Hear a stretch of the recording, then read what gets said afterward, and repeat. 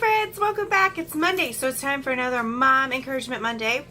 Today I put together a list of a few helpful tips and tricks for when you are in the thick of it with lots of littles. I have a friend who just recently had her second baby within a 15-month span, and it just brought back so many memories. My journey is, my husband and I had 5 kids in 5 years. So we had a lot of kids in a short amount of time.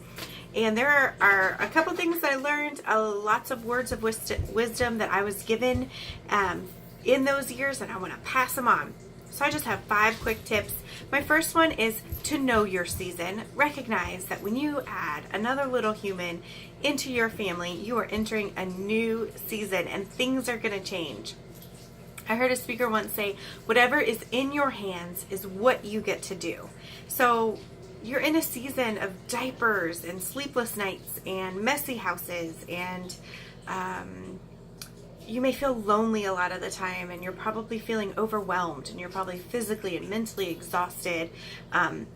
That's okay. That's your season. Right now, that's the season that you're in. But you're also in a season of baby snuggles and sweet smelling heads. Oh my goodness, the way the baby heads smell, the infant heads. Ooh, I love that baby smell. So that's the season you're in too. So embrace the season you're in. Recognize that it does not last forever. You know, eventually the diapers are going to turn into backpacks, and the backpacks are going to turn into car keys. And there will be a day when your laundry's caught up. Well, I don't know. People tell me there's going to be a day when laundry's caught up. I'm not personally there yet. So they say there'll be a day when laundry is caught up. There will be a day when your bathrooms are clean and your floors are washed and your house is put back together. But when you have lots of littles, that's not your day, and that's okay. That's just the season that you're in. So embrace the season that you're in.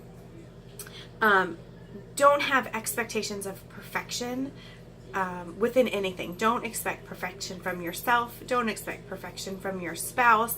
Don't expect perfection from your kids. You know, this is a crazy season. Having lots of littles is not an easy season, and it's a messy season, but it's also a really rewarding season. And just try to focus on the good parts of the season and embrace those and let the other stuff go. Number 2 is rest and accept help. So accepting help was hard for me to learn how to do because I am just kind of naturally an independent person. And so it's hard for me to have to rely on other people. But I had a really good support system that embraced me. I had a MOPS group and a church family that brought me lots and lots of meals. I have my mother-in-law and my own mother who came and helped me. Our oldest was 19 months when our twins came. So I basically had 3 kids in a year and a half. Can you help me? What do you need help with? I'm turning the water on. Turn the water on. I'll be right back. Yay! So I just got a new camera and it has a pause feature on it. So I'm hoping it looks like it worked. Okay, so step number 1 is to know your season. Step number 2 is rest and accept help.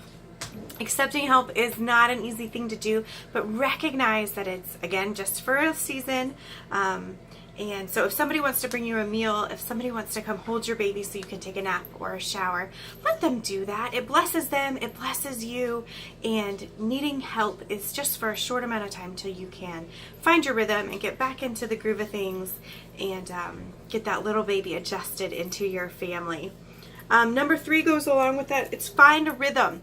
So what works for your family? So a lot of times I would have this schedule in my mind of what I wanted something to look like. And then you bring a new little baby into the family and they don't want to nap at noon. They want to take a nap at 12:30. And so my advice is to just see how things go for a few days, try to get in the rhythm of things, and then adjust accordingly. I did like to have everybody nap at the same time, and that way I got a little mini break in the middle of the day to just sit and do nothing, or to watch a TV show, or drink a cup of coffee, read a book that I wanted to read. A lot of times if it was nice outside, I would sit, in my backyard and just relax back there, quiet house.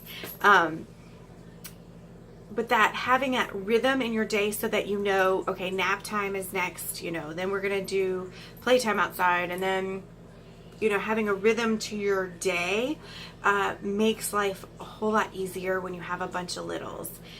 Like I said, it gives you a break. It gives you a time to reset your heart so that you're ready to go so that you can finish well. I broke my day down into like amounts of time. So like it would be morning, we'd do breakfast, we'd have playtime, we'd do lunch, and then it would be nap time. And that was like my first section of the day. And then I would have a little break, and that would recharge me so that I could do the second section of my day, which is, more playtime or errands or whatever, lunch and dinner and snack, and then bedtime. So just find what works for your family.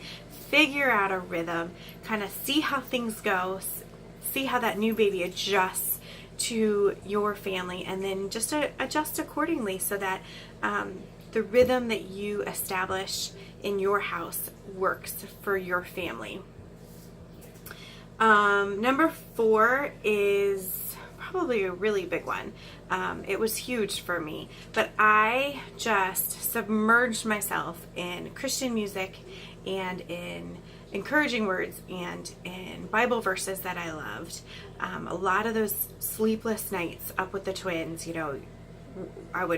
one would wake up and I would hold them and nurse them and fall asleep with them, and then the next one would wake up, and so I was constantly like trading babies throughout the night, and I didn't get a lot of sleep.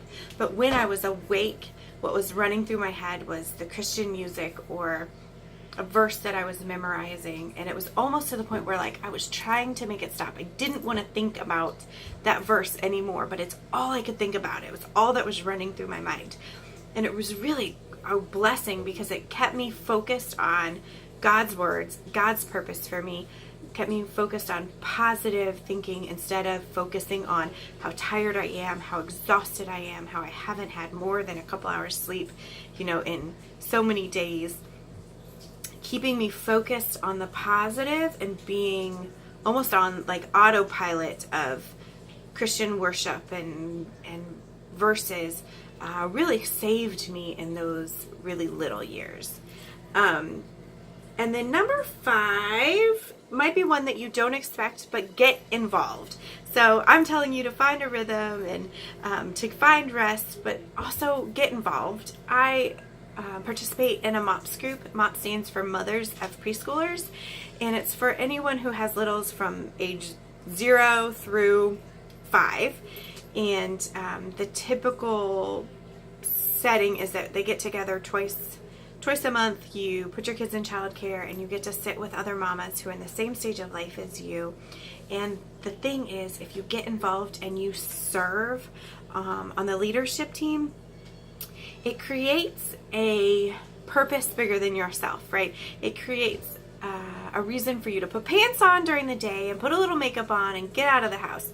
It creates friendships with your other leadership teams. You grow close with the other ladies who are also leading and serving your MOPS group. It just gives you something other to focus on than the fact that you are overwhelmed and you are tired and probably lonely because you feel stuck at your house by yourself with all these littles all day long. It just gives you something else to focus on. I would say the Christian worship and being involved in my MOPS group was the biggest lifesaver for me when I had littles. It also sets you up for success later in life. I do life with my kids. I take them everywhere. We go to the grocery store together. We go to the doctor's office together. If I have an appointment, they just go with me. We just do life together. And when you start out just doing life with your children, when you start out from an early age just saying, okay, I'm going to put pants on and I'm going to go out the door and we're going to go grocery shop. It doesn't matter that I have 5 teeny tiny little kids and I'm going to push one cart and pull another cart and it's a total disaster and it takes 3 hours. It doesn't matter. We are going to do life together. It sets you up for success because your kids just grow up knowing that that's how you do things. You grow, they grow, and by the time they're a little bit older, right now I have an 8-year-old, 2 6.5-year-olds, a 4-year-old, and a 2-year-old, and grocery shopping, I won't ever say that grocery shopping with littles is easy, but it's become easier because they know what to expect. I know what to expect. It's just as part of our weekly routine. So when you serve and you get involved and you just do life with your kids, even when they're itty bitty, it just sets you up for success later on in your parenting journey.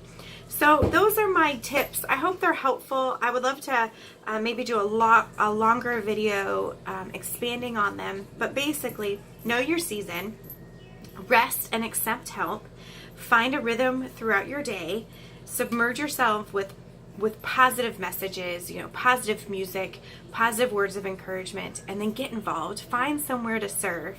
If you want to look more into MOPS, you can go to MOPS. It's MOPS.org, I think, and they have a little search button. You can put in your zip code and see what MOPS groups in your areas pop up. But it's a great way to kind of branch out and combat that loneliness that you'll feel when you have a bunch of littles in the home. So anyway, I hope you have a great Monday, and I'll see you next time.